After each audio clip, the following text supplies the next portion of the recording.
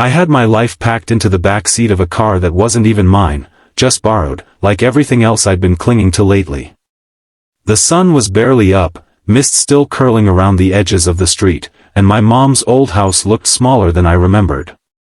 Or maybe it was just me who'd grown tired, grown restless, grown out of everything that used to feel like home. I was ready to go. No destination. Just away. That's when Mrs. Langley, our next-door neighbor, appeared at the edge of her driveway, robe on, coffee mug in hand, slippers half on.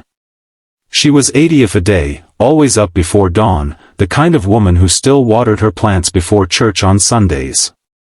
She raised her mug and said softly, "You're really leaving, huh?" I nodded, hand on the car door. Yeah. Just need a break. From all this. All this was vague, but she knew. Everyone in town did. My dad's passing. The job I lost. The engagement that ended before it began. The kind of heartbreak that doesn't make headlines, but still quietly guts you. She looked at me for a moment, her eyes soft but sharp in that grandmotherly way that sees straight through you. Then she said something I didn't expect. "If you're leaving, take your time." At first, I thought she meant drive safely, one of those polite things old neighbors say. But she wasn't looking at my car. She was looking at me. I tried to smile, but it came out crooked. Take my time? I've wasted enough of that already. Mrs. Langley shook her head slowly. No. You've been surviving fast, honey. That's not the same as living slow. Her words sat between us like fog, light, but impossible to ignore. Then she did something else unexpected. She set her mug down on her mailbox, shuffled over, and opened the passenger door. "Come on," she said. "We're not saying goodbye yet." I blinked. "Mrs. Langley, Coffee first," she insisted. "And pie.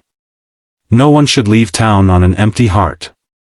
I followed her inside, half out of politeness, half because, honestly, it had been days since someone had spoken to me without pity. Her kitchen smelled like cinnamon and old wallpaper, like the kind of comfort that doesn't fade. She poured coffee into 2 mismatched mugs, slid a slice of pie my way, and said, "You remind me of my son."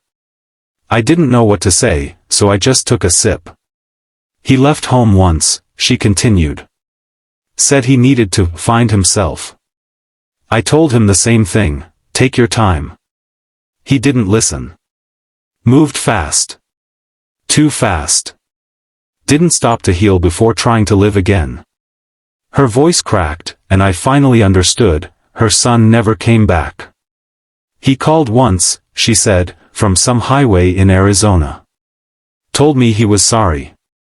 Said he wished he'd taken his time." She smiled faintly. "You remind me of him because you've still got the choice." I stared at my half-empty cup, realizing how long it had been since I'd sat still. Every plan I made in the last year had been about escaping, not healing. Mrs. Langley reached across the table, her wrinkled hand brushing mine. "Leaving isn't the problem," she said. "Running is." We sat in silence for a while. The morning light moved across her kitchen floor like it had all the time in the world. And maybe, in that moment, I did too. When I finally stood to go, she followed me to the door. Her eyes shimmered with something between hope and history. "Promise me one thing," she said. "When you find where you're going, stop long enough to notice how far you've come." I nodded, words caught in my throat. "I will." The drive out of town was slower than I expected. The road looked different somehow, not like something I was escaping from, but something gently letting me go. At the end of the driveway, I glanced in the mirror.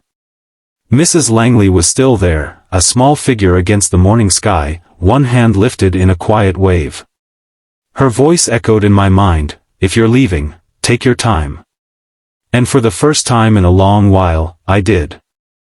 I rolled down the window, felt the wind against my face, and let myself breathe.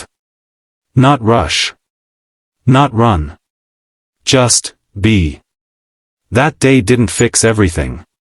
But it changed the way I wanted to live.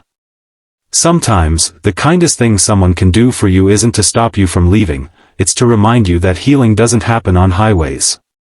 It happens in moments you don't rush through.